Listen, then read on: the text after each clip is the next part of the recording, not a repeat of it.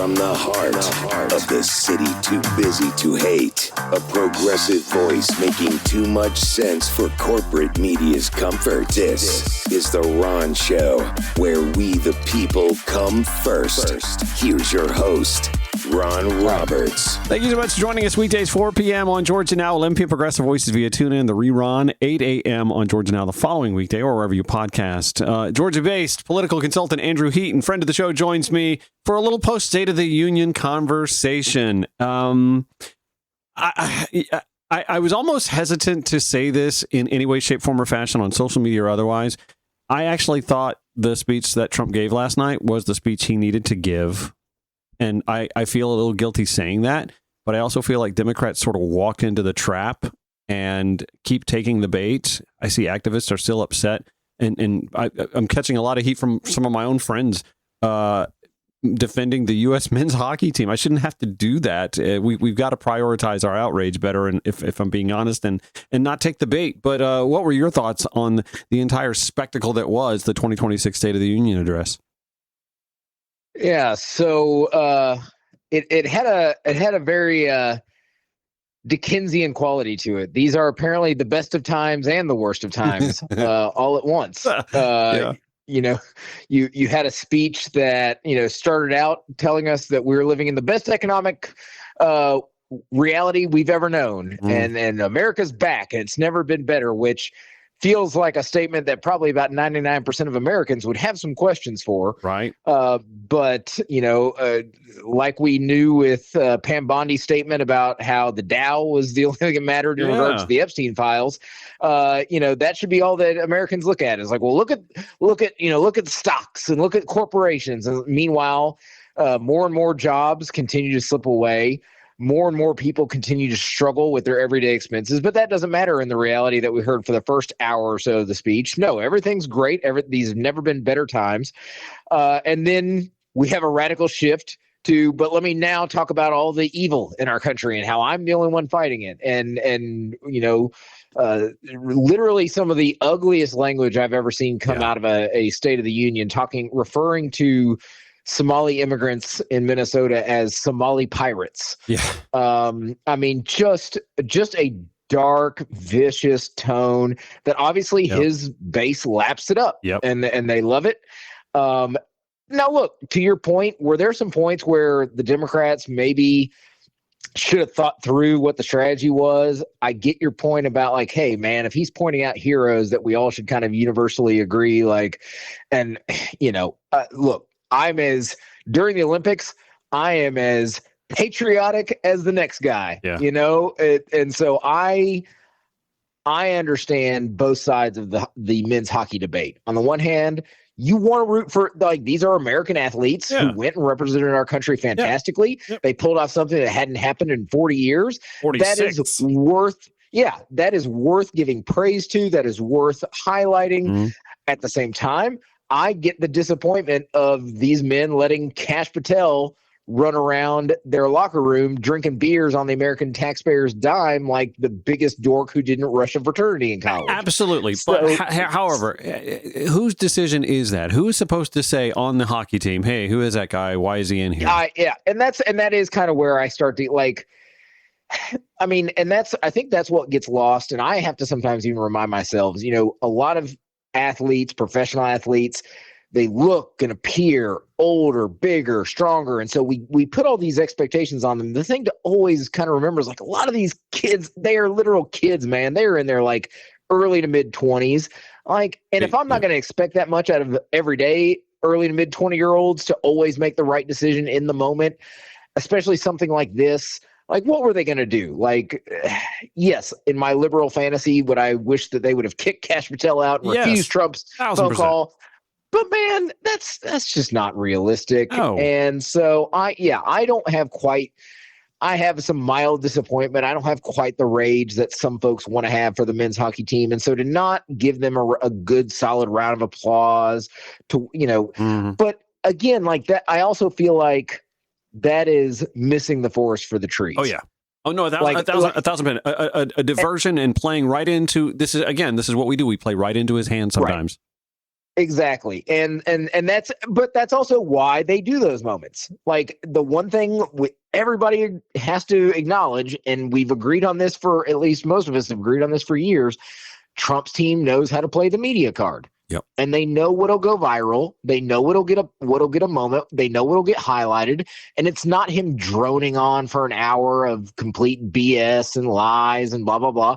It's going to be the moments when he highlights a mother who lost their child to an attack by an immigrant in New York. It's the men's hockey team. It's all these things. They know what'll pop virally on social media. Mm-hmm. And you're right, to a certain degree, the folks in the Democratic side of the gallery and in the audience definitely did not react in a way that's going to look favorably on them. But also,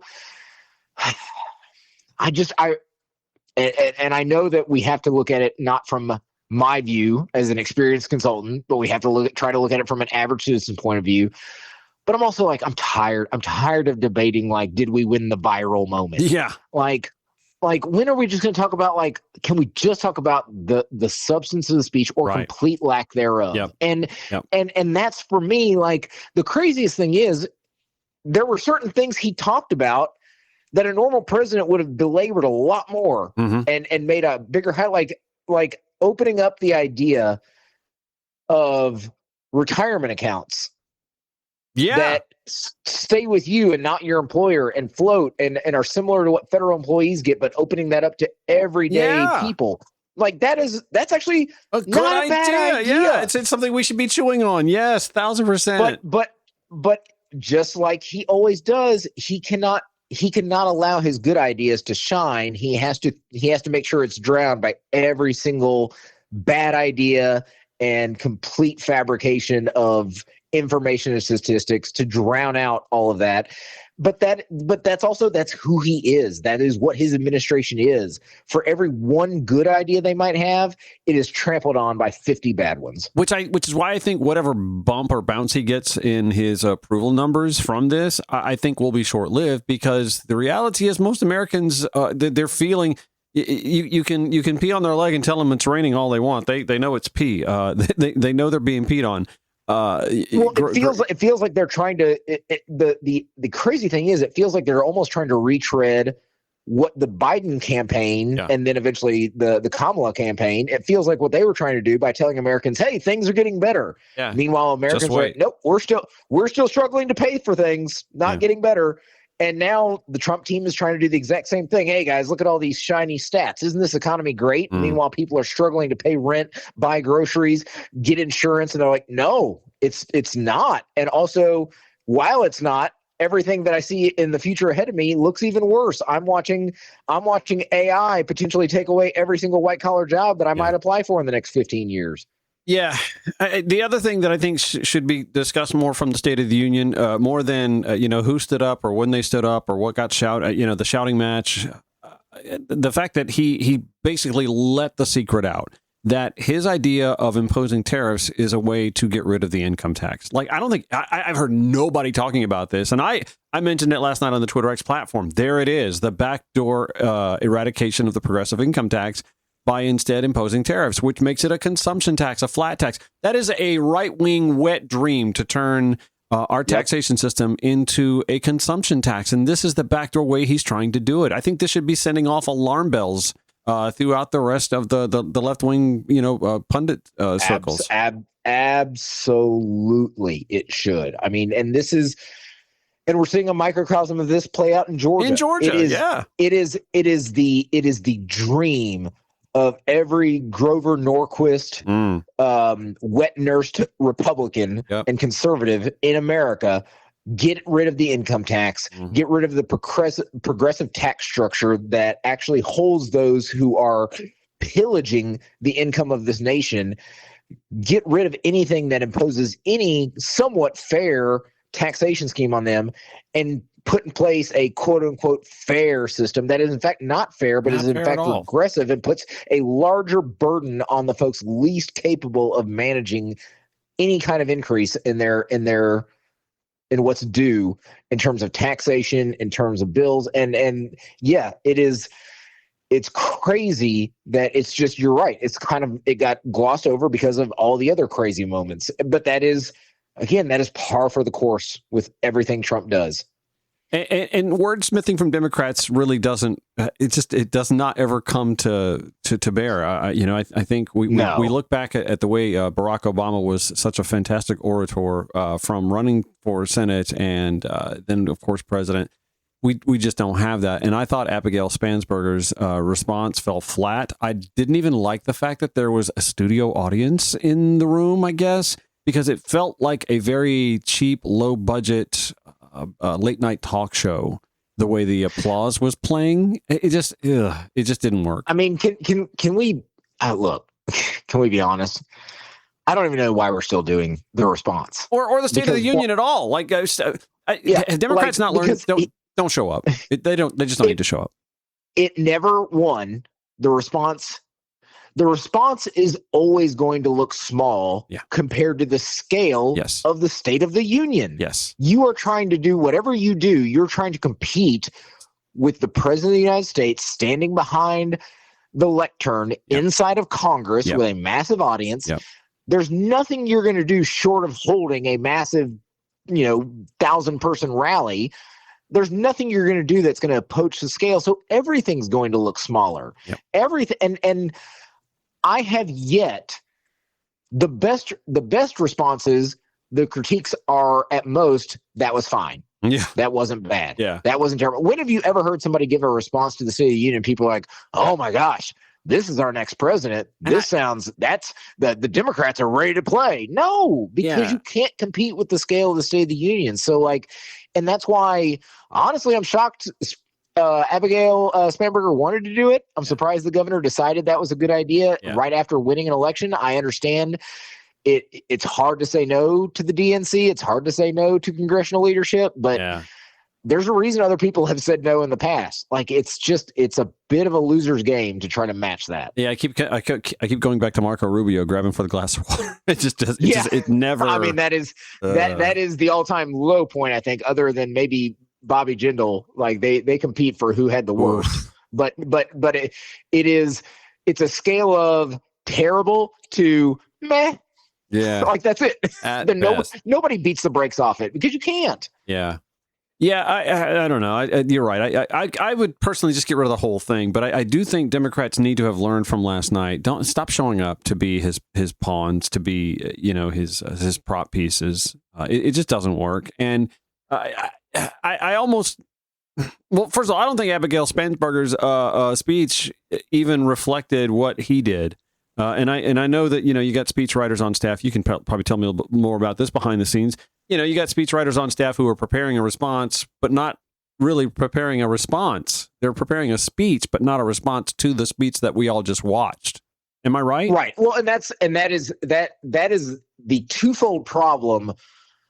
It's normally a problem trying to respond to a speech that hasn't been given yet. Now you can make an educated guess. The administrations usually will give crib notes to outlets beforehand and say, hey, here's, just so here's what he's going to talk about in the speech.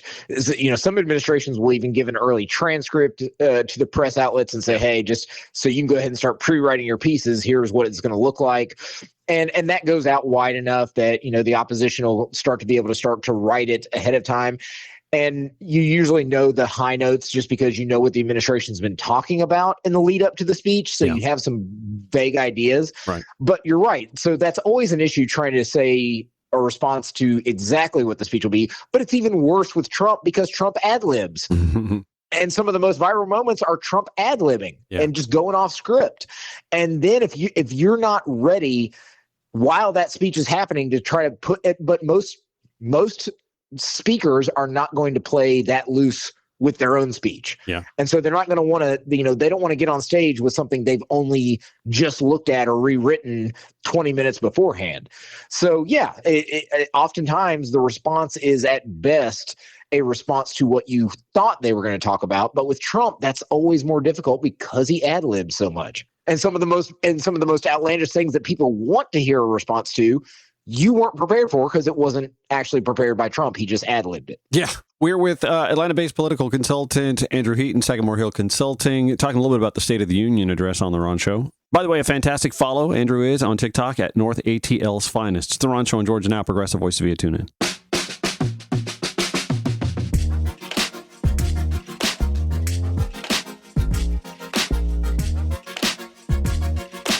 Back with Andrew Heaton, Atlanta-based political consultant, Sagamore Hill Consulting, talking about the aftermath of the State of the Union address. I feel like Democrats sort of walk into a trap, and what they should have done last night is those who went to go see the Melania documentary walk out in the middle of it. Once you realize, this is awful, just leave.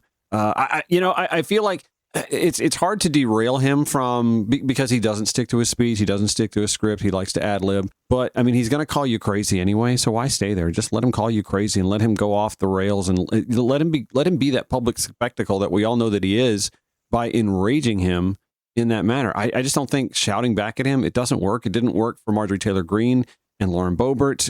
It demeaned them. It demeaned the moment. And maybe this is what, kind of finally shelves this whole thing, because I think the whole situation plays to Donald Trump's presumed strengths. Well, and I agree with the idea that we've got the memo's got to come down from leadership. Like, stop screaming back. Yeah. Stop the shouting. It never plays how you hope it'll play. Nope. It never plays. You don't look like the struggling martyr. You just look like an a-hole. You just look bad, and it doesn't play well ever. Someone's got to tell Representative Al Green to chill with the theatrics, and that is not to take away from what he was trying to his message. Yeah.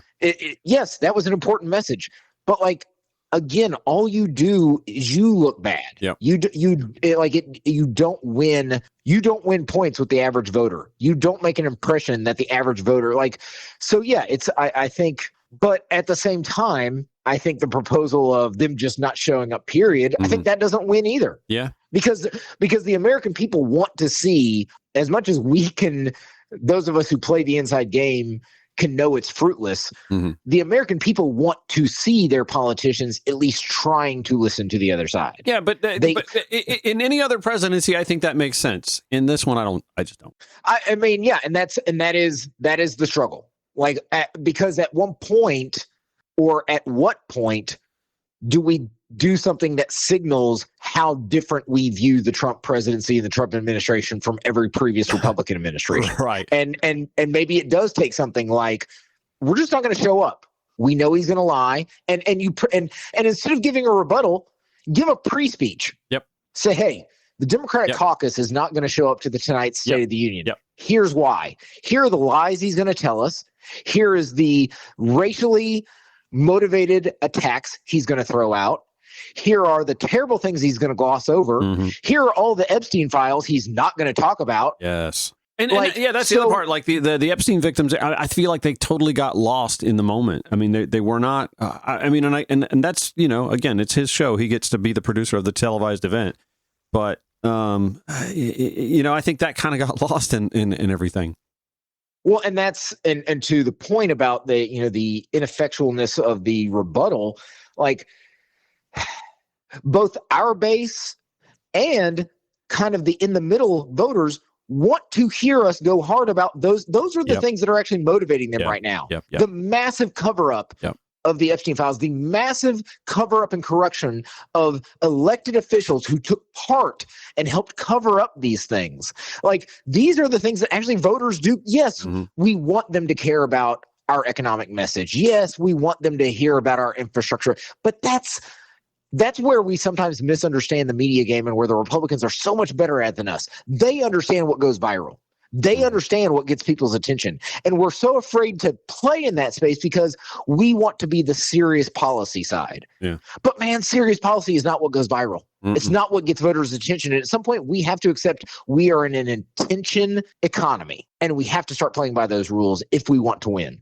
Well, I like the idea of the pre-buttal too, by the way, to do something before the State of the Union, because again, it sort of sets them off course. I think it puts them on the defensive and having to, make changes at the last minute or, rebut what you laid forward. You laid the foundation when you do the pre-buttal. I like that idea. Andrew, you should be working higher up in Democratic politics. We should find you some folks in Washington to let you bend their ear. I'll pass you my resume over so you can pass that over to friends. Well, I think the thing about it is it's also just a timing situation. Yeah.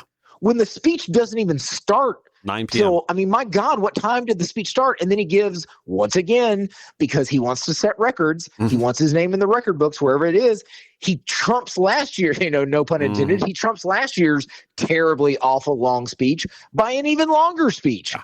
And so now, when are we giving the rebuttal? We're giving the rebuttal at midnight? Yeah. What are we doing? Nobody wants to stay up for that. It's like the awful sitcom that the network always tries to trot out after the Super Bowl. Nobody's watching it. Yeah, exactly. The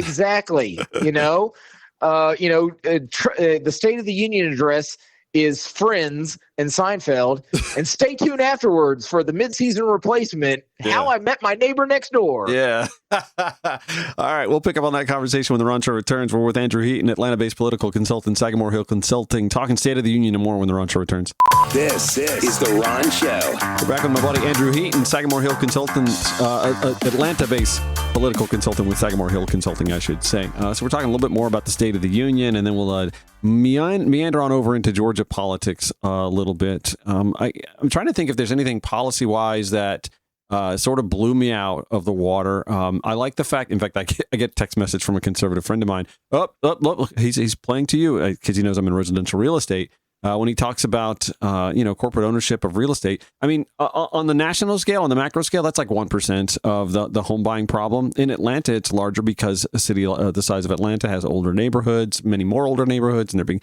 So I can find some common ground. A broke clock is right twice, right? And you said the same thing with his idea for the Trump retirement situation. I don't care whose name's on it. If it makes sense, that's not a bad idea. I think he made some hay where he tried to pin the affordability blame on Democrats, and Democrats still don't have the answer for it. They're polling better at it, but they could totally snuff him out with the right response. And that response is, affordability was a problem because you signed a deal with OPEC that lasted 2 years and hamstrung us until the end of April 2022. And inflation peaked in June of 2022 and started subsiding then. You think that's a coincidence? I don't. It is tough for the Democrats because exactly what you said. They don't want to give any room for credit because they need to portray, if they want to get the big blue wave that they are looking for and that frankly they need and the nation needs, they can't. They've got to be able to gin up the base enough, and they don't. And right now the base feels like we don't want you interacting with this administration because we find this administration offensive on every single level. Now, the problem is when you get outside of the base and you get to the voters that you need that are in the middle to win elections. Yeah, they want results. They want results. And so you do have to, and you're right. Again, this goes back to something we were saying earlier. Like the problem with Trump's speeches is, and honestly, the problem with his administration is like every once in a while, like a broken clock, they will hit the right note. Yeah, so challenge them. Challenge them to it. Say, we'll sign it tomorrow. We'll pass it tomorrow. Put it down on paper. And when he first talked about the corporate home ownership and corporate investment structures into home ownership, that was one of the things I said to somebody who is a Republican friend of mine. I said, look, I have real doubts about his follow through on this. Yep. But if he does, I will absolutely give him credit and want to see Democrats working with him on it. Because you're right. Nationally, it's a small percentage, but in major metro areas, especially like Atlanta, huge. It is impacting in a real way the home buying environment. And disproportionately for buyers of color, young buyers of color. Exactly. And similar thing with the retirement accounts. And so, there should be some space for Democrats to be able to say, I don't know how serious President Trump is about this, but if he's serious about this specific issue, I'm here to work with him in the administration on it. This is something I would do. Because you're right, that what we have to acknowledge is that none of these ideas are original. Almost every one of these ideas has been proposed previously in both Democratic and Republican prior administrations. Like at some point, we have to stop worrying about who's going to get the credit for it and say, we just want to make it happen. Because that's what the American people want to see. They just want to see stuff happening. Yeah. Well, I think the same thing with Senator Tim Scott when he had some police reform. It's like, okay, I don't care who gets credit for it. That's what you wanted. So meet him there and get it done. But I get it. We're in a binary, and we've got either party that doesn't want the other side to get credit for anything. And unfortunately, the people that lose are those of us who just want to see these results. And not just as a realtor, but as an American who wants to see people owning homes and not corporations. Again, my response would be, okay, put that bill on the floor tomorrow. We'll pass it and you'll sign it, right? Yeah. Well, and it's the same thing with the Trump kid accounts, the baby accounts, or whatever we're calling them. Yeah.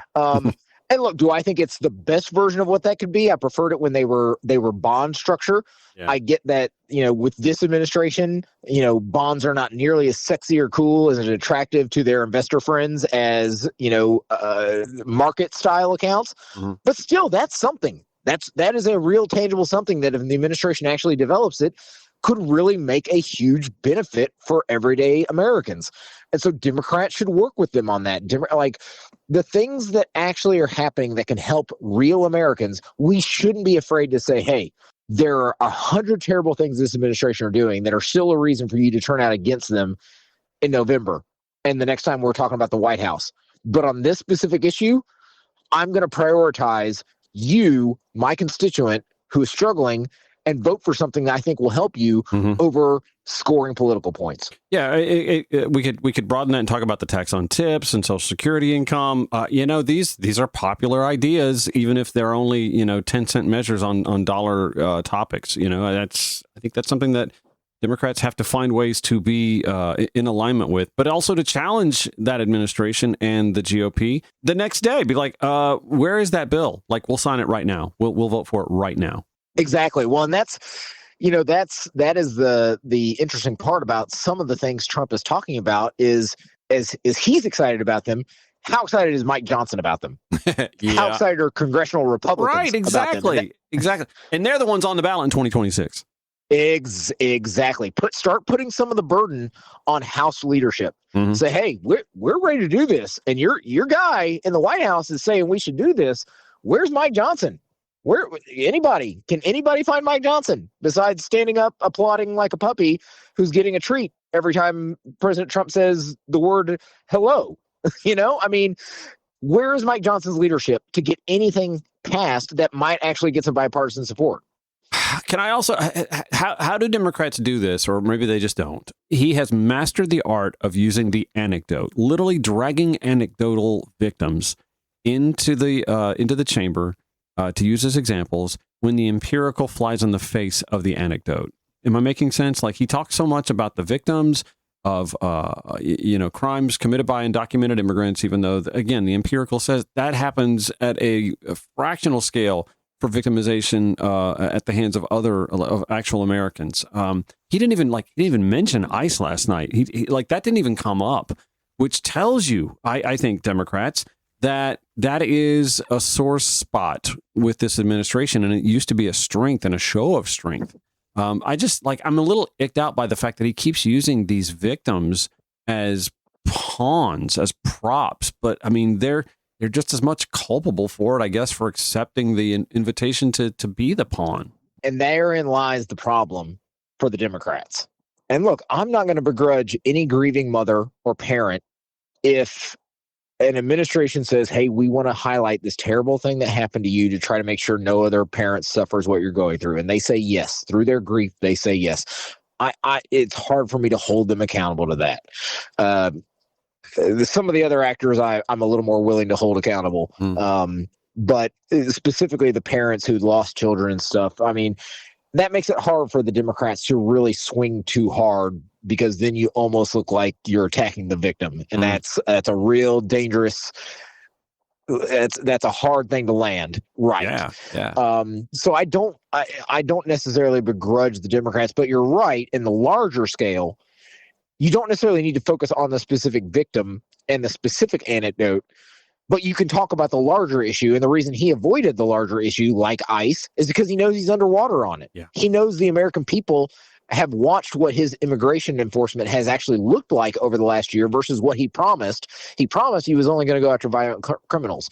And instead, he's going after mom and pops who are running small businesses and shipping them to countries they've never even known since they were possibly infants, if not at all. And he knows that the American people are sick to their stomachs seeing American citizens killed by ICE agents. That should have been a large part of the pushback, and a large part of, hey, there's a reason your president didn't talk about this tonight, because he doesn't want you to face the reality of what he's doing. He doesn't want you to face the reality of the quasi-Gestapo state that he's trying to enforce, of how he's broadening out his own personal police force. Like, this should be a warning sign to everyone in the country. You don't have to focus on the specific anecdote to be able to talk about the larger issue. Right. Yeah. Well, and I go back to the Savannah situation, or the Chatham County situation last week, where a driver's pulled over by ICE, who has no authority to do traffic stops, by the way. They just profiled him. His Supreme Court rubber stamped the idea that they can racially profile for immigration and customs enforcement. And so they pulled over a guy who had overstayed. He didn't sneak in illegally. He overstayed. And honestly, I don't blame anybody who is in that situation for not going in and extending the visa when you show up and they just drag you off to Secotè anyway. I mean, that's on them. As is them pursuing someone in a high-speed chase, which, again, they're not authorized to do and violate state law. And we know federal officials don't have to adhere to state law, but still, it violated state law. And an elementary school teacher is killed in that chase. Now, listen, the guy who they chased, he's wrong to have driven so recklessly and run red lights and stop sign and illegal U-turns, and he's gonna face his day in court and spend a lot of time in prison. But ICE will face no culpability for that when they are just as much, if not more so, to me, to blame for that incident. Those are the sorts of situations that I don't think we speak enough of about. No, I 100% agree. And the broader point is, American citizens are dying while Trump's ICE agents are pursuing nonviolent criminals. Yeah. Like, in the pursuit of someone who literally just overstayed a visa, but otherwise was living a perfectly normal and for everyday Americans safe life, was no threat to them. Someone died as a result of that. And unfortunately, it's not the first time it's happened. And so a more direct examination of the actual results of what his border and customs enforcement regime is looking like and has looked like for this past year would have wholly been appropriate and necessary, because, to your point, he didn't want to talk about it. His advisors had been telling him, hey, the economy's always been our strongest thing. We're starting to get a little underwater on it, but it's still probably our strongest thing. We just want you talking about the economy. And he did that for the most part for the first hour or so, but then he slipped off. And he started going into all the same dark territory, racially tense territory he can't resist, because he knows it is the red meat that his hardest of hardcore supporters love, and he can't resist not playing the hits. Like, we've got to do better about reminding the American citizens and highlighting for them, like, hey, this is who he is underneath the facade, underneath the promises of economic prosperity that also is not coming to light for you and you and you, and is only coming true for the top 0.1%.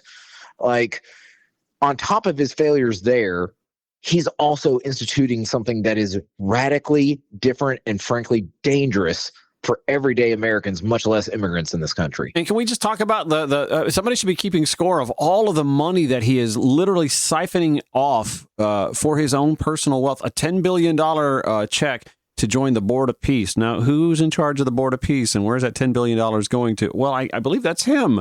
I mean, we're sitting here talking about the Biden crime family and all the money that Hunter Biden made, and it's dwarfed by what Jared Kushner is pulling in right now, and what Donald Trump's family is pulling in, and he himself is pulling in with meme coins and the Board of Peace and this, like, gosh, we have the debt clock. We need to have the Trump grift clock somewhere posted on a billboard. 100%. And I mean, that is, to your point about, what are we signaling in our responses or our pre-buttal, if that's where we decide to go. Like, we've got to be reminding voters at every turn, this administration that promised to quote unquote drain the swamp, nearly a decade ago, they were going to start draining the swamp. They have done nothing but make the swamp deeper, murkier, muddier, and more deadly. Yeah, as I say, more monsters in it for sure. I feel like the Supreme Absolutely. Court handed him an opportunity to make a pivot, and he decided not to do that. Economically speaking, they gave him an out. He could have said, "Well, I tried the tariff thing," and that to me is just how committed they are to getting rid of the income tax by going with that consumption tax. And the fact that you had Supreme Court justices opt not to show up last night to me was like it was the visible, sign of some cracks in the armor with the MAGA movement. And that's what the administration is starting to get really worried about, is they realize that there are certain things. I think it was, there was somebody online, I'm going to say his name wrong. It's like Chris Ruffalo, and he's one of these, right wing, pundits. And he was even saying, like, we've got to understand that there are certain things that are starting to ping pong around the right wing ecosphere that if we don't get a handle on them now are really dangerous to us. And one of those is the Epstein files. Yep. The other thing is where the economy is. Yep. He also mentioned stuff like, Erica Kirk had Charlie Kirk murdered. Yeah. But like, they even recognize that things are starting to ping pong around the right side of the spectrum that are not going to be favorable to them if they don't get a handle on it. And Democrats need to see those cracks and pounce. Yep. Well, the Kash Patel using the FBI plane when he used to rail on Chris Wray using it, I don't think Chris Wray ever went to the Olympics and partied in a locker room. Yeah, but no. I mean, but that's the other thing. Like the story came out that, like, speaking of Charlie Kirk's death, that the FBI couldn't actually get there in time to investigate because he had tied up the plane for personal use. There was the Brown University shooting, same thing. They couldn't get there fast enough because Kash Patel had the FBI plane holed up for himself. Like, never has someone crowed so much on the outside about the corruption in an agency, and then the minute they got in, tried to exploit for corruptive purposes literally drunk every single possible angle as Kash Patel. Yep. He is by far, like, there are some terrible actors in the Trump administration. There are some real clowns. There are some real awful people. Pam Bondi is close, but like Kash Patel might be the biggest fraud to ever be the head of a federal agency. Yeah. And his nakedness of abusing his position and abusing his power, not even, yes, for personal gain, but also just for like the most inane abuses of power. It is shocking to me that we don't make a bigger deal out of Kash Patel. But I think it's because he's so clownish. Like, even the Republicans don't take him seriously. So we're afraid of doing too much because, like, well, everybody knows he's a clown. Yep. Okay, well, let's keep reminding the American people what a clown he is. Yes, 1,000%. Because the American people are also very mad about the Epstein files, and he is the face of that. Yeah, he is, and Pam Bondi is. Absolutely. All right, we'll do a quick little 5-minute whip around on Georgia politics when the Ron Show returns. We're with Andrew Heaton, Atlanta-based political consultant, Sagamore Hill Consulting.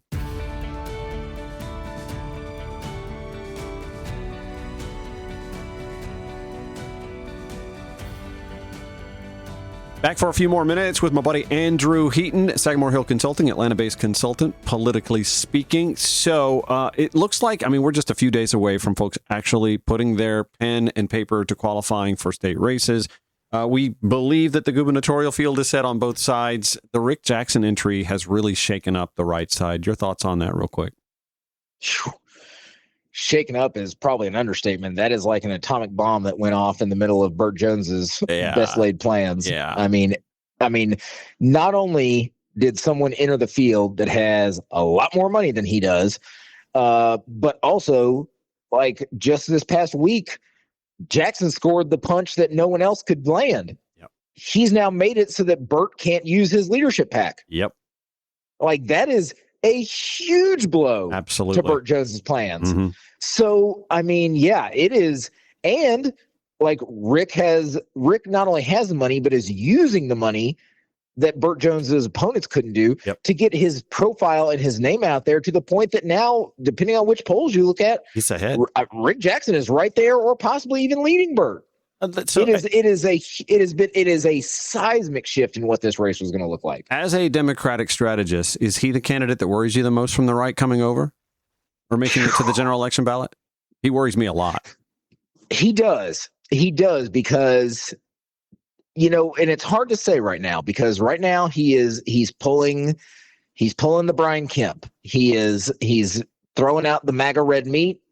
He's talking about immigrants. He's talking about rounding them up. He's talking about folks that, shouldn't be here. And it reminds me so much of Brian Kemp in the primary back in 2018.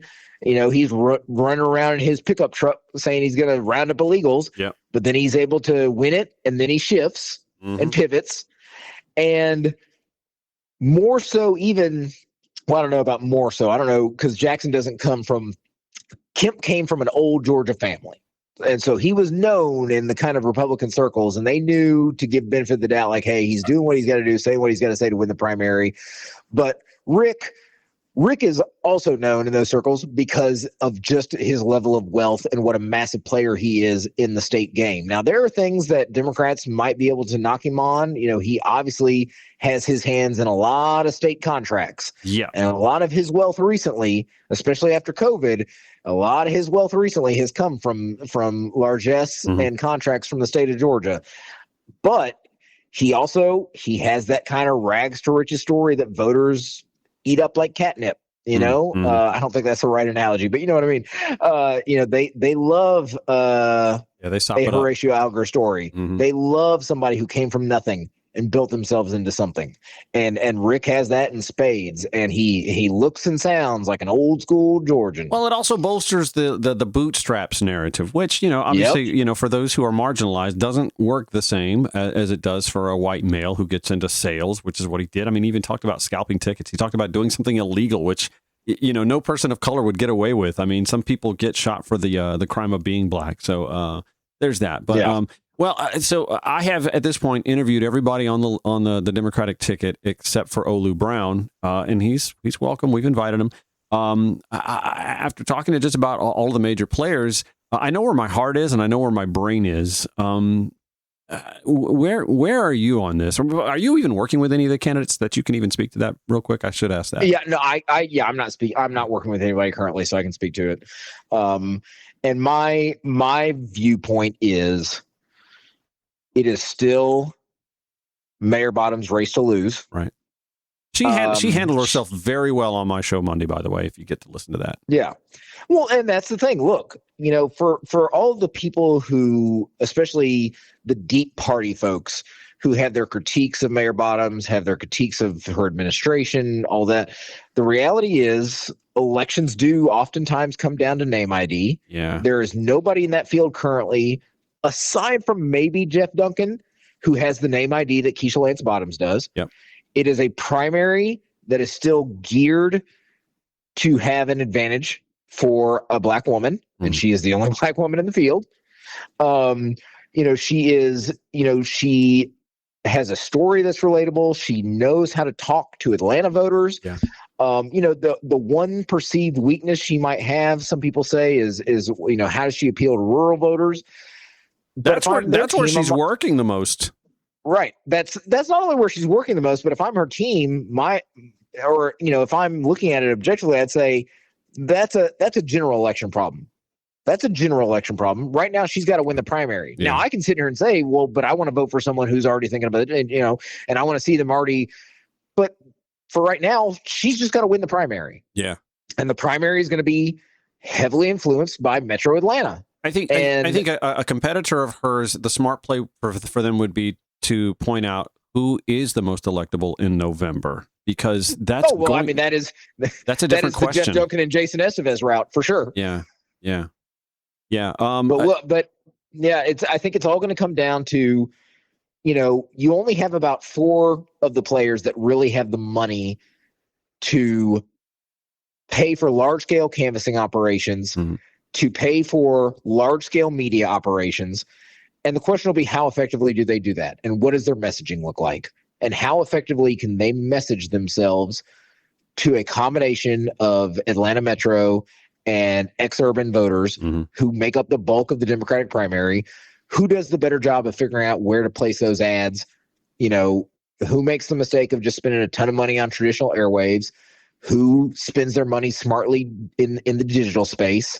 Who spends a ton of money on direct voter contact? Yeah.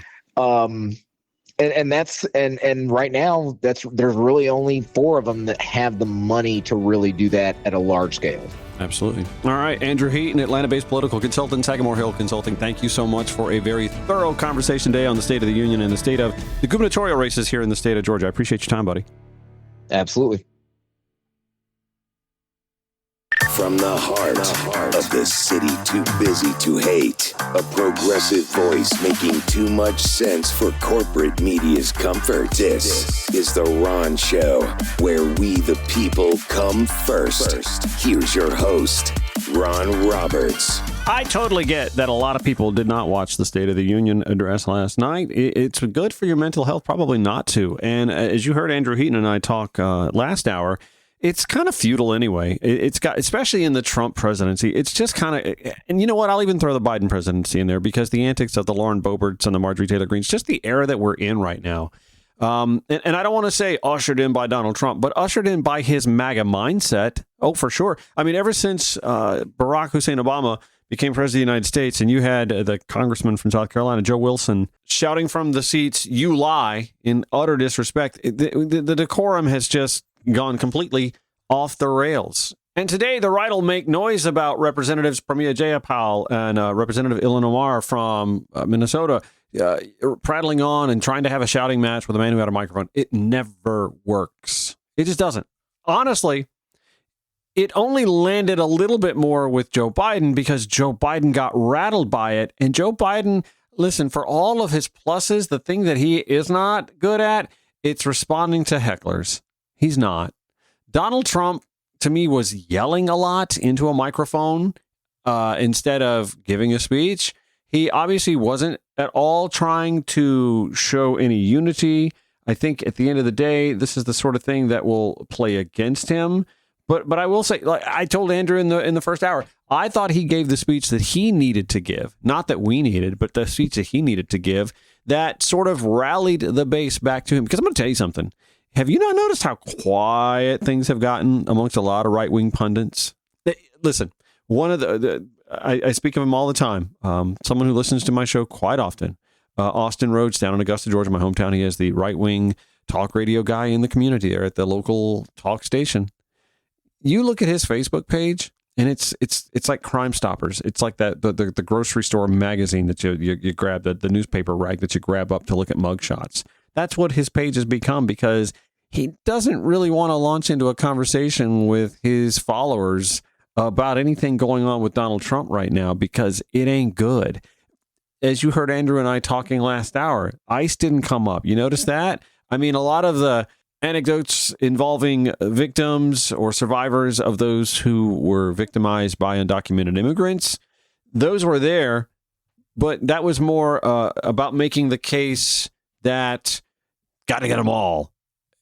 Tens of millions let in, yada, yada, yada. In fact, the one case that came up with the woman, the mother of the girl who was slain in a train incident in Charlotte, North Carolina, he completely misapplied that. That had nothing to do with an undocumented immigrant. That was an American that killed that Ukrainian immigrant. And by the way, the richness, the irony, seriously, the irony of this man wants to bring a Ukrainian refugee's plight up while he is steadily denying refugee applications and sending folks back to Afghanistan, for example, the same Afghanistan that he made a heaping mess of with his lack of an exit strategy and the treaties that he signed with the Taliban at the table, releasing 5,000 of their prisoners, which inevitably meant that was going to empower them to crater the Afghan government that our trillions of taxpayer dollars went into propping up for 2 decades, that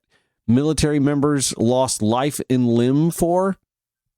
Heaton and I also talked about the need for a prebuttal from Democrats instead of a rebuttal after the fact. I'm bullish on this. In fact, Jessica Rydell with the Brookings Institute, she actually did tweet yesterday a prebuttal. She says, here's my State of the Union economy prebuttal from a panel I did on Saturday. On the positive front, GDP, unemployment, inflation are muddling along okay so far. The S&P is rising, albeit slower than the global index. However, we face real economic threats. Tariffs are raising prices, paralyzing business investment, alienating allies. Tariffs are even killing jobs and reducing output in the very manufacturing sector that the tariffs are supposed to be helping. All true. We face upside inflation risk from tariffs, immigration restrictions, tax cuts, spending hikes, and Trump pressuring the Fed to raise rates. Yeah, by the way, the burgeoning deficit from the tax cuts, that affects interest rates too, by the way. Just thought I'd point that out. Economic growth forecasts are sluggish, she says, 1.8% long-term due to immigrant worker deportations, labor force growth trending towards zero, and middling productivity. The economy created just 181,000 jobs in all of 2025. Yikes.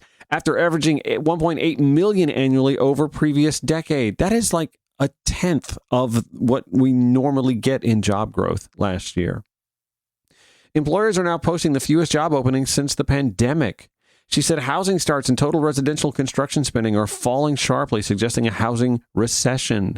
We have crony capitalism and government taking steps to partially nationalize major companies. Consumer confidence just hit a 12-year low. Real personal disposable income has not grown since the tariffs. The Federal Reserve has been over-politicized and risks unleashing inflation. Budget deficits leading to $4 trillion within a decade under current policy, and that assumes low interest rates. Social Security and Medicare are on pace to push the debt close to 250% of GDP over the next few decades. Washington is based on its long-term debt projections on never again paying an average interest rate exceeding 3.8%, and yet recent bond auctions are going at rates around 4.5%. Surely none of this will come up during Trump's greatest economy ever boasts tonight. Ouch. Fact checks from Daniel Dale at CNN. I like his fact checks. Let's go over that. The roaring economy is roaring like never before. Our country is winning again. In fact, we're winning so much that we really don't know what to do about it. CNN's fact-check team determined President Trump made at least 20 false or misleading claims. CNN's Daniel Dale is here, as he always is at this time in our lives. Let's start with the economy. I will play here some of the claims that the president made. Take a listen.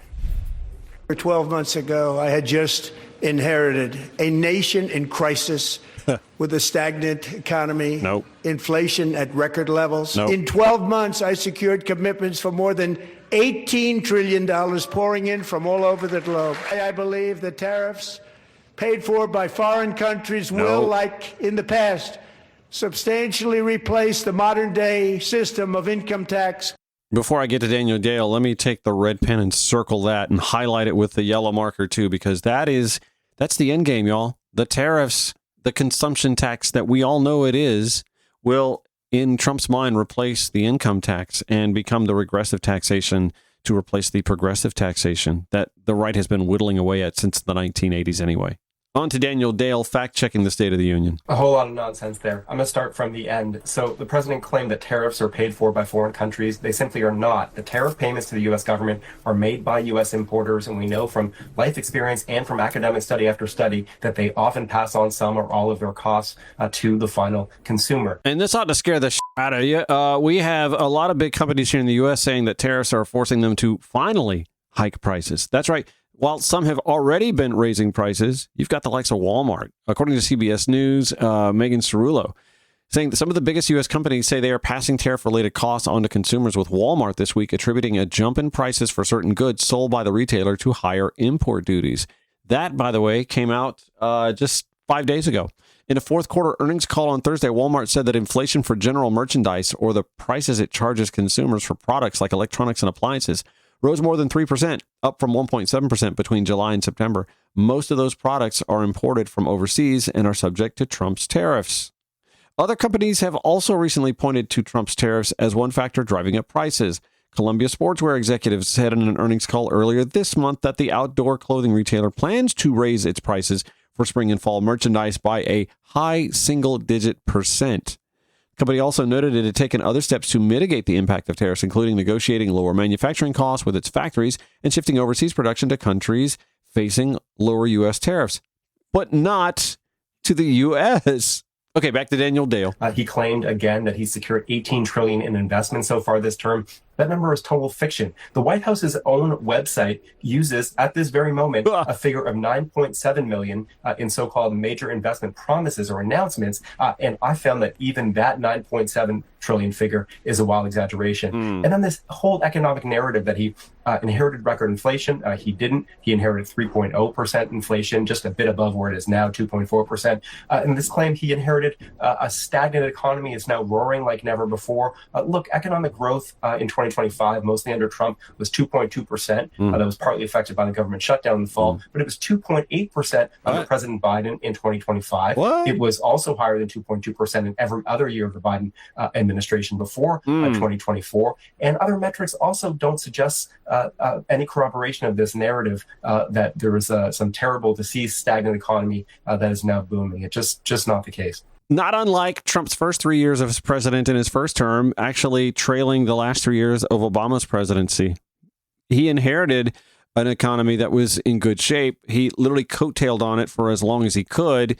And we're seeing and experiencing this again, where he's not doing anything positive for the economy. And what negative he is doing to the economy is just chipping away at the positives that the economy had going for them when he inherited it this time.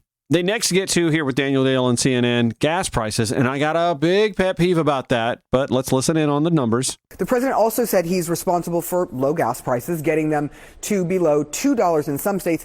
What do the facts say in this one?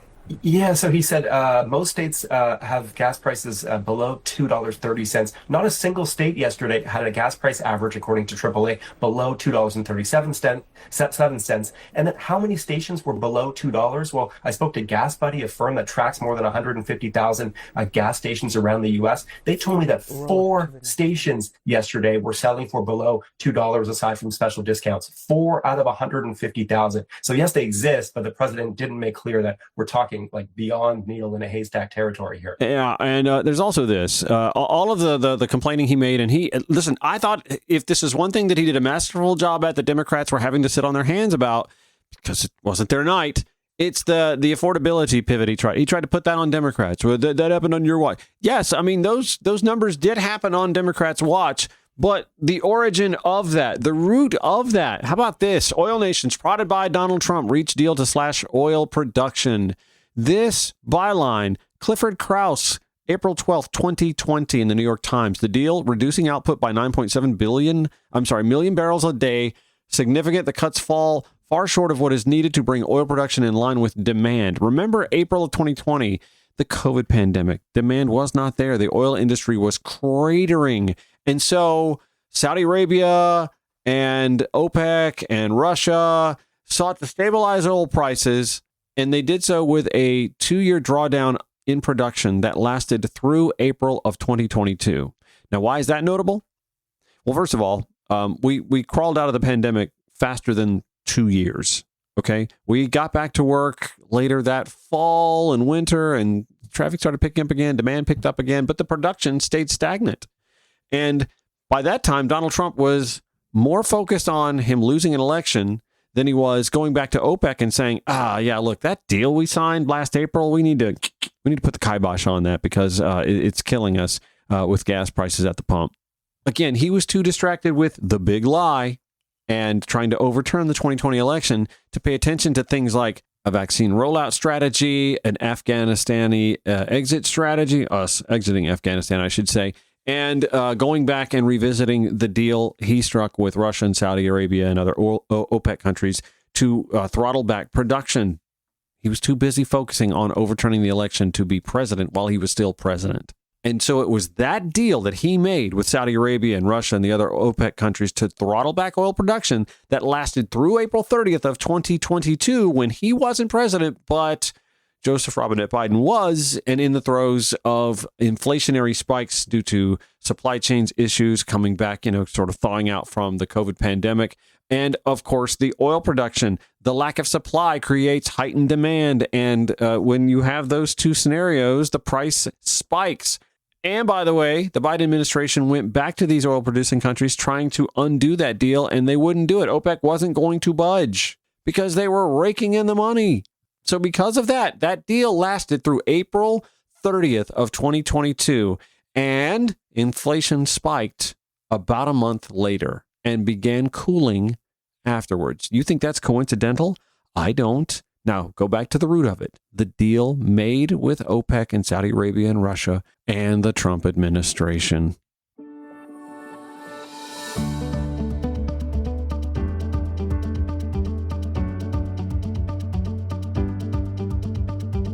Getting back to the conversation about affordability, Kelly Yamanuchi in the Atlanta Journal-Constitution a couple of days ago posted this little story. Home Depot saw a decline in profit in 2025 amid a slowdown in the housing market and economic uncertainty. The Vinings-based home improvement giant saw its net earnings decline to $14.2 billion in the fiscal year 2025, down 4.4% from $14.8 billion in 2024. Its 2025 fiscal year ended February 1st. The results come after the Home Depot last month said it was cutting about 800 corporate jobs and requiring corporate workers to return to the office 5 days a week starting April 6th. In the fourth quarter of the year, it saw net earnings decline 14.2%. Those results reflected, quote, ongoing consumer uncertainty and pressure in housing, Home Depot CEO Ted Decker said in a written statement. The current mortgage rate environment and significant increase in home prices since 2019 have impacted housing affordability, Home Depot Chief Financial Officer Richard McPhail said during a conference call with investors on Tuesday. Housing turnover has remained at historic lows since 2023, which has significantly reduced demand for projects and other purchases associated with buying and selling a home. Our customers also tell us they have concerns over general economic uncertainty, including inflation, growing job concerns, and higher financing costs, McPhail said. As we look ahead to fiscal 2026, we anticipate these pressures will persist. I'll be honest with you. We had a brokerage meeting today. I have now found a home with Homestead Realtors here in Atlanta, by the way. So we had our biweekly meeting where we talked about some of the data here in Atlanta that is notable. We're seeing similar pricing, like home prices aren't really changing all that much as they were in 2025, but interest rates are about a percentage point lower. So you would think that that means buyers have a bit more buying power and that should spark some interest in the 2026 market. Now, we're about to head into what would normally be the busy season, the next 4 to 6 months for home buying and selling. But we're seeing like the number of days on market that a listing is sitting in the 40 to 45 realm. And inventory is actually double what it was about this time last year. But here's what's also a little concerning. Cancellations are up to 18.5% in Metro Atlanta, I believe trailing only San Antonio in that regard. Like people are going under contract and then canceling. So not sure what to make of that. I will say this. There was also this that in the Atlanta Journal-Constitution, property tax measures. That's one of the two ways that we see in the House and in the state Senate here. The state Senate pushing for income tax relief and the House working more on a mixture of income tax and property tax. Finally, we have experts who are talking about what I've been saying for a long time. Property tax measures under the Gold Dome are ignoring renters, according to advocates. Michelle Baruchman at the Atlanta Journal-Constitution writing, as Republican state lawmakers rush to address the affordability crisis in the state with tax cut plans, one group has fallen through the cracks of many of their proposals. Renters, who, by the way, I believe represent about a third of the state. It's like anywhere from 33, 35%, something along those lines. She said earlier this year, House Speaker John Burns unveiled a proposed change to the state's tax code that would eliminate property taxes on primary single-family residences. This historic tax relief will be the delivery of our commitment to make life more affordable for our neighborhoods across the entire state of Georgia, starting where it matters most, at home, he said at a news conference last month announcing legislation. The plan would cut about $5 billion in annual revenue for schools and local governments across the state, but schools, counties, and cities could repurpose existing sales taxes under his plan to make up their losses. That's right. We're going from property taxes to sales taxes. The property tax cut, the landlord will generally absorb that savings and not pass it on to the renters. There's nothing in the law that requires that.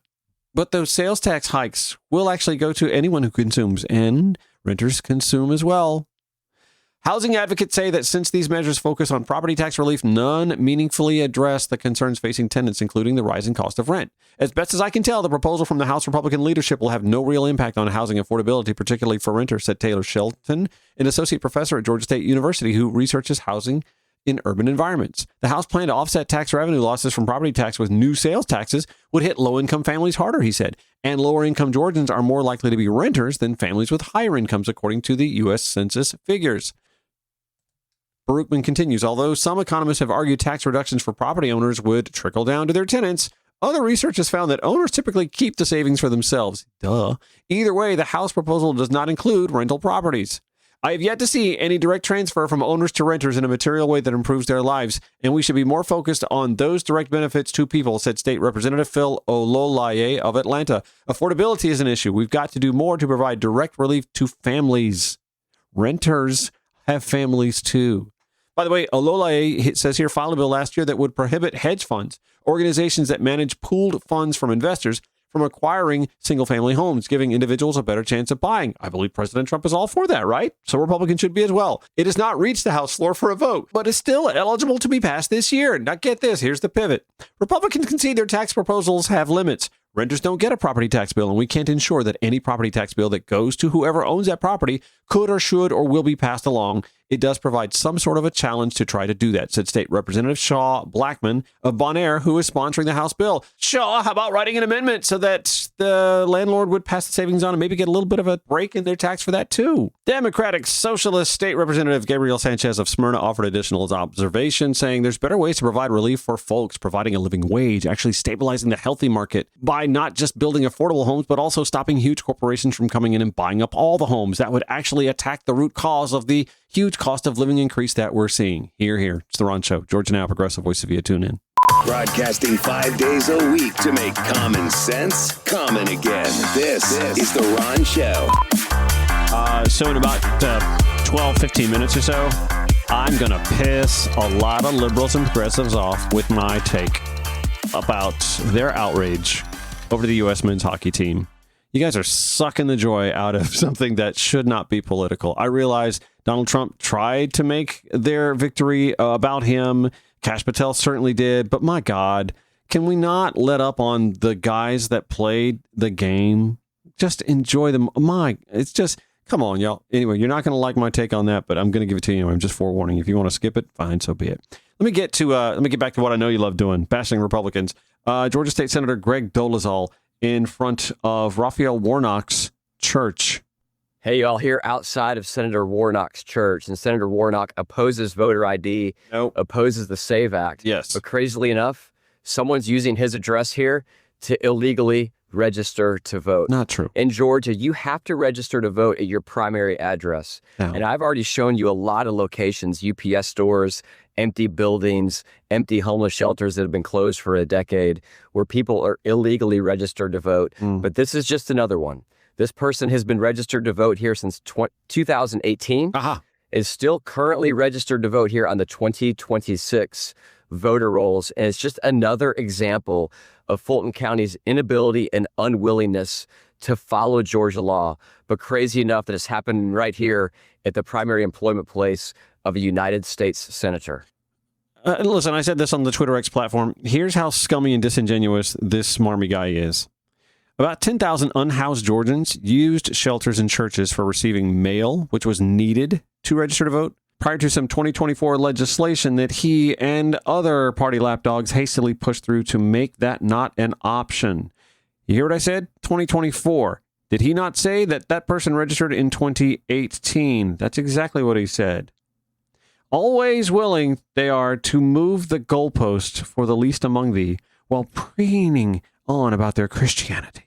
Let me take you back to December 20th of 2024. It was Caleb Groves and Phoebe Quinton at the Atlanta Journal-Constitution writing, because people experiencing homelessness don't have permanent addresses, they face many challenges. It can be difficult to get access to social services, credit, and even travel. And starting next year, homeless Georgians, that would be 2025, by the way, and starting next year, homeless Georgians can include voting on that list. Under provision in Senate Bill 189 passed by state lawmakers that year in 2024, voters who are homeless and those without permanent addresses must receive election-related mail at their county's election office. That includes things such as absentee ballots, precinct cards, registration cards, and sample ballots.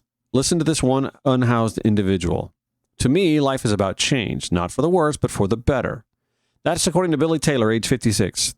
And he says that law, that's making my life worse. Billy Taylor, age 56, not only is unhoused, he's also an Army veteran, been homeless for the past 20 years while struggling with post-traumatic stress disorder and an alcohol problem. But he said he voted in every election since he was old enough to cast a ballot. Taylor picks up his mail across the street from the Georgia Capitol at the Central Presbyterian Church's Outreach and Advocacy Center, where about 2,300 voters who are likely homeless receive their election mail. That year, in 2024, however, Taylor said he voted for Donald Trump. Uh-oh. But for Taylor and the thousands of voters who received their election mail from the nonprofit, the SB 189 provision would make it more arduous to participate in elections. Voters registered at the Central Outreach and Advocacy Center will soon have to travel 20 miles to Fulton County's election hub to receive absentee ballots and other election-related mail, notifying them of things such as polling location changes or challenges to their voter registration. There are about 10,000 voters across the state who registered with a homeless services provider as their mailing address, according to an Atlanta Journal-Constitution analysis of the state's voter roll. This number includes those registered at large shelters, churches, and food banks. But there are hundreds more unhoused voters at smaller locations scattered throughout the state. And that used to be legal until this 2024 law provided a solution to a problem that didn't exist. State Senator Max Burns, who sponsored SB 189, told the Atlanta Journal-Constitution that under the new law, a homeless voter can still fill out the registration address at a street corner or other non-residential address, but it would not be considered a residence, quote, in the traditional sense. In such cases, all election mail would be directed to their county election office. Burns, a Republican, surprise, from Sylvania, said the intention of the provision was, quote, to ensure that every voter who was homeless received their absentee ballot. That's absolutely bass-ackwards bonkers bullshit. The CEO of the Democratic voting rights organization Fair Fight Action, Lauren Groh-Wargo, said lawmakers were motivated by politics rather than concerns over election mail. And did I point out, by the way, that the guy who we spoke to, or I'm sorry, that was Billy Taylor earlier in the article, homeless, 20 years, Army veteran, PTSD, voted for Trump.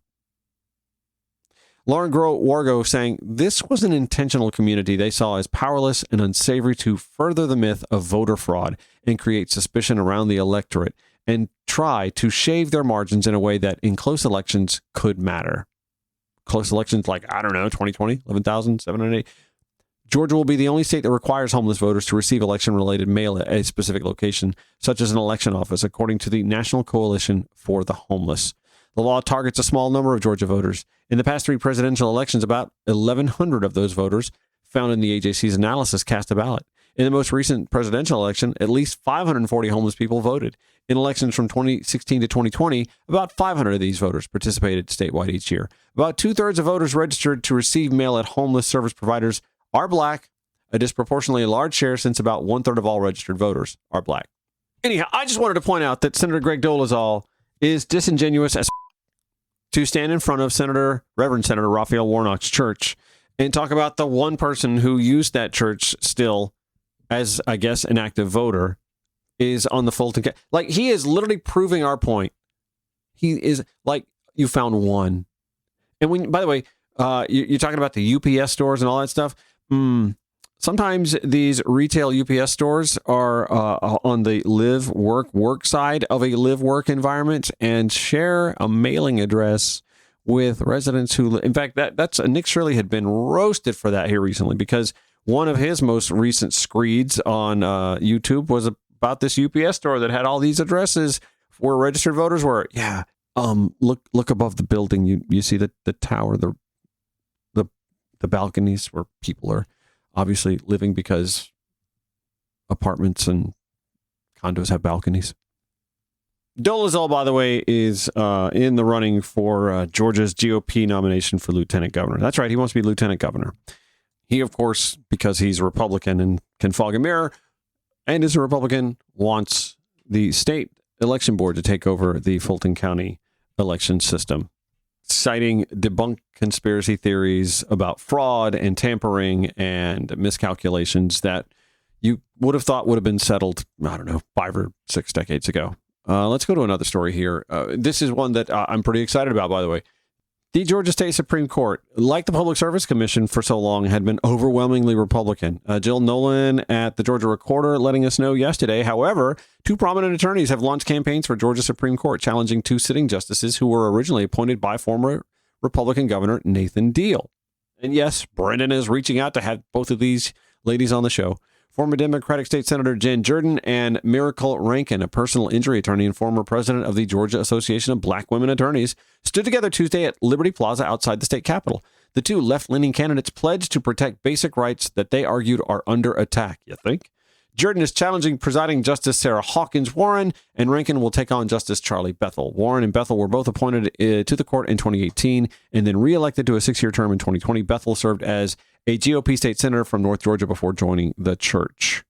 Hey, let me go back to the State of the Union real quick. I just got a few minutes here that I wanted to share this story. John Russell at LGBTQ Nation asks, who is the ex-trans Christian student that Donald Trump invited to the State of the Union address? That was an interesting one. He invited Liberty University student, Sage Blair, to the State of the Union address yesterday. But who is she, Russell writes? Among the anti-trans proposals Trump advocated for in his State of the Union address Tuesday night was a nationwide ban on schools acknowledging and supporting trans and gender diverse students' social transitions without notifying their parents, without outing their parents, essentially. No, I mean, that is traumatic. I'm not trans or ever considered it, but if I were to have been found out to have been, like, what if that were the law? Like, if I had been found out to be gay in middle school and the school were required to tell my parents, oh my God, how mortifying. Like, on my time, on my terms. Daniel Villarreal noted for LGBTQ Nation, Trump claimed that this phenomenon is going on all over the U.S. We can all agree no state can be allowed to rip children from their parents' arms and transition them to a new gender against the parents' will, the president said, because that never happens. As an example, Trump pointed to Blair, who attended the address with her grandmother and legal guardian, Michelle Blair, at the president's invitation. The moment was likely the first time many Americans had encountered Blair, I've never heard this story, who was at the center of a lawsuit over whether her Virginia high school should have informed her parents that she began identifying as a trans boy when she was 14. According to her grandmother, Sage has returned to using her birth name and she/her pronouns. She is also the namesake of an anti-trans law introduced by Virginia Republicans in 2023. As Assigned Media notes, what is known about Sage's story comes largely from right-wing media and from her grandmother's lawsuit. According to the New York Times and other outlets, Michelle Blair, who legally adopted Sage at age 2, sued the Appomattox County School Board, several district employees, and a Maryland public defender in August of 2023.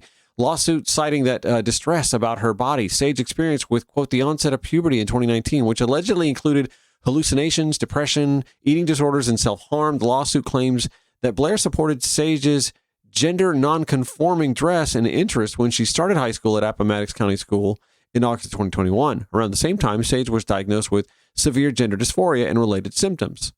The same day, Sage indicated to ACHS counselor Dina Olson, who is named as a defendant in the lawsuit, that she identified as a boy and was told she could use the school's boys' restroom. Sage also reportedly expressed a desire to use he/him pronouns and the name Draco, and allegedly told Olson and another counselor, Avery Villa, also named as a defendant, that her parents were not supportive of her gender identity. During the brief period between August 11th and August 25th of 2021, when Sage identified as a boy at school, she reported multiple incidents of bullying and sexual harassment, including threats of violence. Now, Michelle Blair, the grandmother, claims she was unaware of Sage's gender identity and that the school never notified her of her daughter's social transition. Blair alleges that Sage only told her that she was identifying as a boy at school after Blair discovered a hall pass with the name Draco on it. Blair claims that Sage told her she would not have used the boys' restroom if Olson had not told her to do so, allegedly citing female students' discomfort with Sage using the girls' restroom. This sounds like this had more to do with Sage than with the school, but we're assessing blame on the school and making it harder for other trans kids in a school setting. But what really sucks here is that the number of incidences of trans youth or trans people detransitioning, it's microscopic. It's microscopic. And as a result of this one, again, this is another one of these anecdotes. The Republicans, they love anecdotes. Not the empirical. They hate empirical. But they love an anecdote. because this is how they politic. This is how they govern based on feelings instead of facts and on evidence and on logic and math and data and science.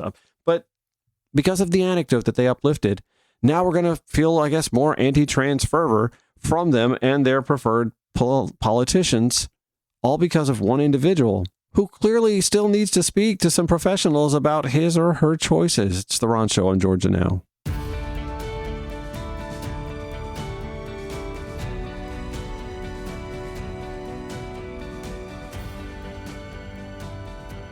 A lot of my liberal progressive listeners are not going to like this. But y'all, we can't let this man, we can't let this guy and his faction and his cult steal joy when it's there for any and all of us to enjoy.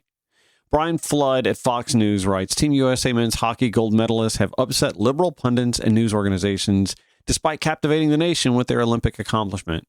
See, we can't let that narrative even happen. But it does happen. I saw a lot on social media last night how people are like, man, the men's hockey team. And oh, come on. No.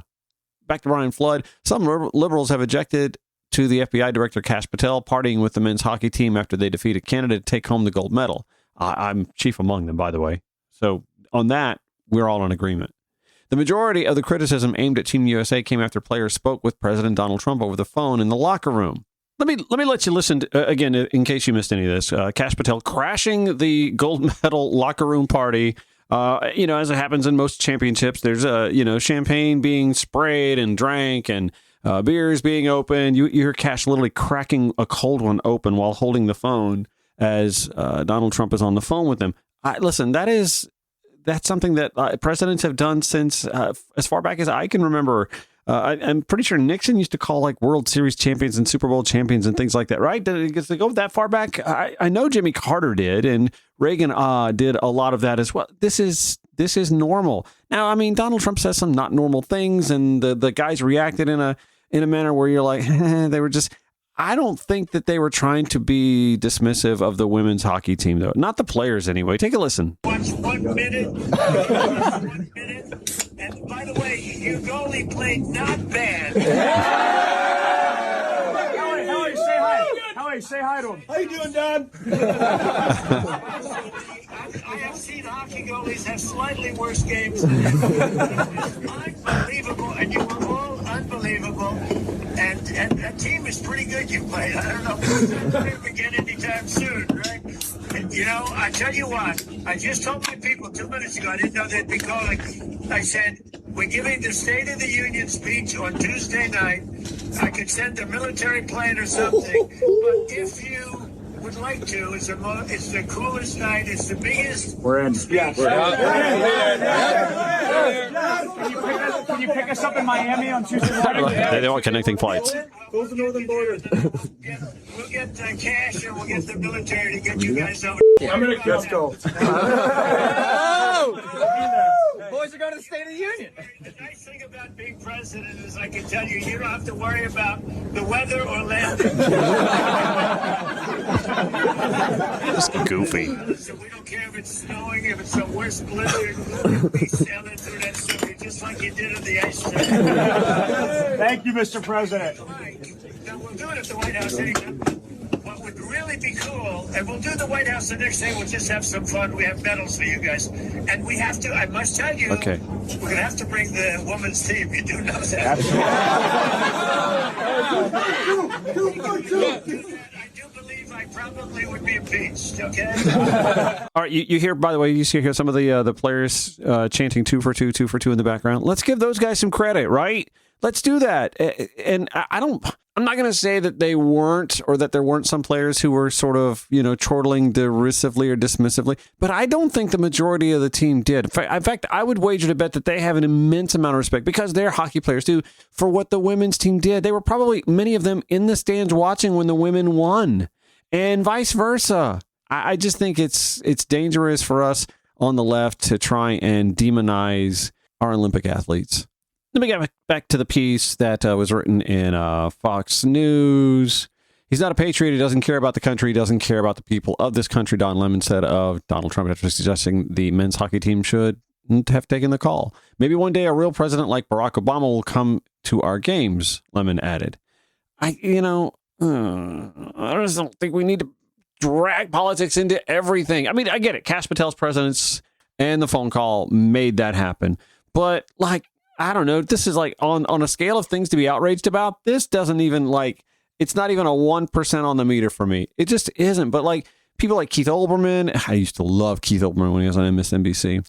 Famously left his job at ESPN so he could attack Trump on YouTube, has been spending his time suggesting excuses that Team USA could make in order to skip the State of the Union.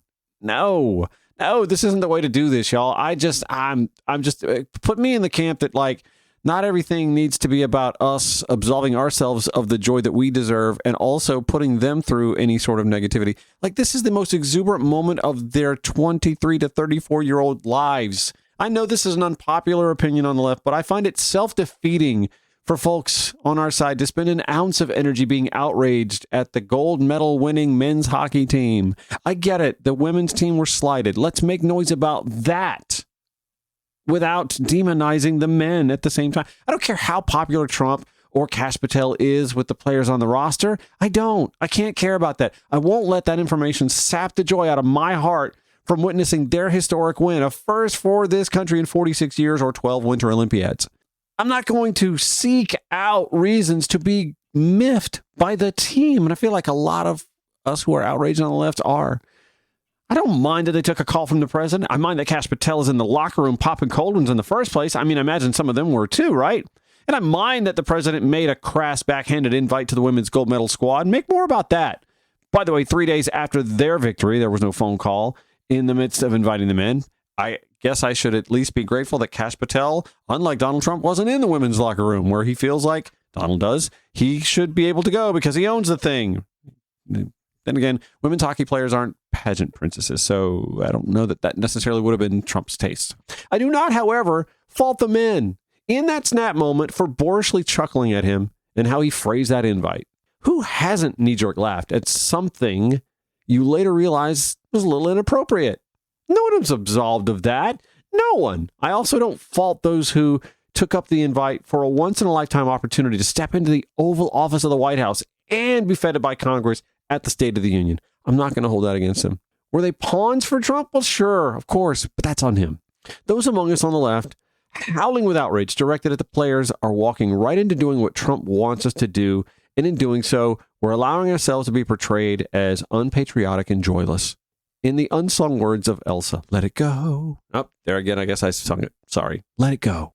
We have bigger issues to tackle and rightfully call this administration out for, and we don't need to drag our Olympic heroes through the mud in the process. This is how we lose people. This is why we get labeled with Trump derangement syndrome, because this is sort of a deranged response. I'm sorry, not sorry. This is like, in that moment, he was just Trump being Trump. And guess what? When you let Trump speak for more than 30 seconds, chances are he's going to say something slightly inflammatory or insensitive. He's a nearly 80-year-old man. Find me a nearly 80-year-old man who doesn't say something insensitive in a 45-second or 60-second rant. It doesn't mean that the men who laughed at it are agreeing with him as much as they're laughing at the nearly 80-year-old guy being goofy.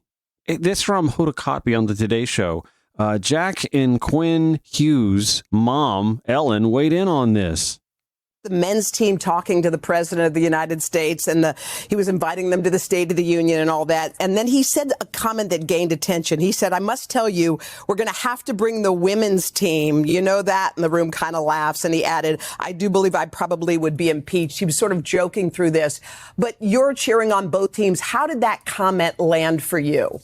Well, I think at the end of the day, it's just about the country. And the moment that these players, both the men and women, can bring so much unity to a group and to a country. Yeah. People that cheered on that don't watch hockey. People that have politics on one side or on the other side. And that's all both the men's team and the women's team care about. If you could see what we see from the inside and the men and women sharing, dorms dorm rooms and halls and flex floors and the camaraderie and the synergy and the way the women cheered on the men and the way the men cheered on the women. Yeah. That's what it's all about. And the other things they cannot control. They care about humanity, they care about unity, and they care about the country. Last I checked, Ellen Hughes was herself a woman, a hockey mom, a passionate hockey mom, and interacted obviously with both the women's team and the men's team. Like, I'm just saying, like, instead of having the Sour Patch Kids face about this moment and realizing that, yeah, he wanted to make that about him, it's still about them. And us just looking all snarky and derisive about this just makes us look bad. It feeds right into that whole soulless, joyless narrative that they like to have about us, and it's just not necessary. That'll do it for today's show. Thank you so much for listening. We're on weekdays, 4 p.m. on Georgia Now, 11 p.m. Progressive Voices via TuneIn, 8 a.m. the following morning on Georgia Now as well. Show notes, as always, at ronshow.atl.com. My thanks to Andrew Heaton for joining me. See you tomorrow.